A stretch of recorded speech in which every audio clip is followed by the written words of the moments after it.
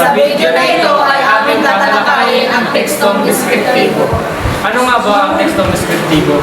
Mga pang-abay, pang-uri, ang karaniwang ang ginagamit upang mailarawan ang bawat tauhan, tagpuan, kilos at galaw na nais bigyang buhay imahinasyon ng magbabasa.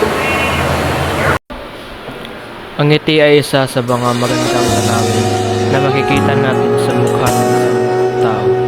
Mga mapulang labi, hugis arko, at sa bawat pagkakataon na magkausap kami, mga matang magpapahayag ng mga kaaya-aya sa kanyang karanasan.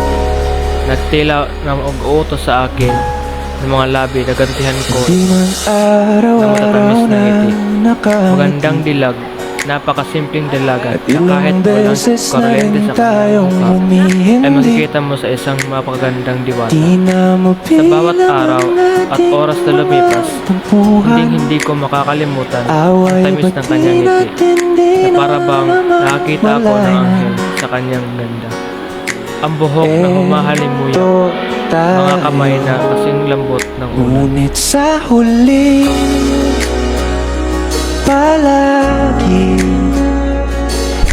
Minamahal kong Juvie, nais kong malaman mo na mahal kita at pasensya na kung hindi ako nakapagpaalam. Sana ay mag-iingat ka palagi.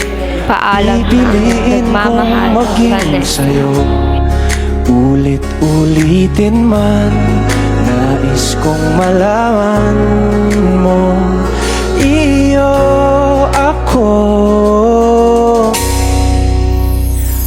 palagi.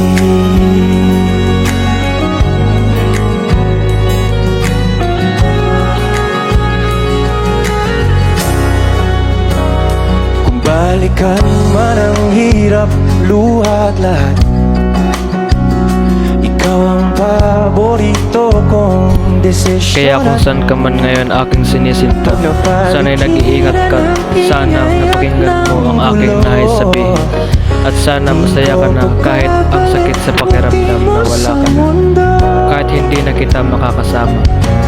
Naway makita ko sana muli ang iyong magandang siyang puso at nagbibigay saya sa aking mga labi. Mahal na mahal kita. Paalam. Babalik pa rin sa yakap mo hanggang sa huli.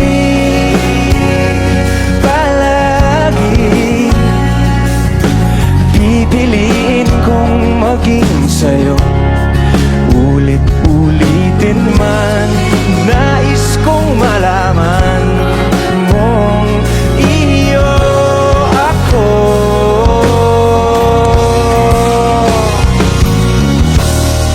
Sa pagdating ng ating pilak at ginto, tiyamante mo'y abutin. Ikaw pa rin aking bituin, nagtatangi kong talangin hanggang sa huling sigla.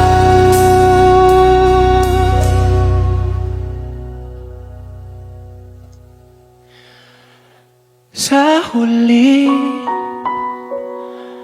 palagi babalik pa rin sa yakap mo. Mahal sa huli palagi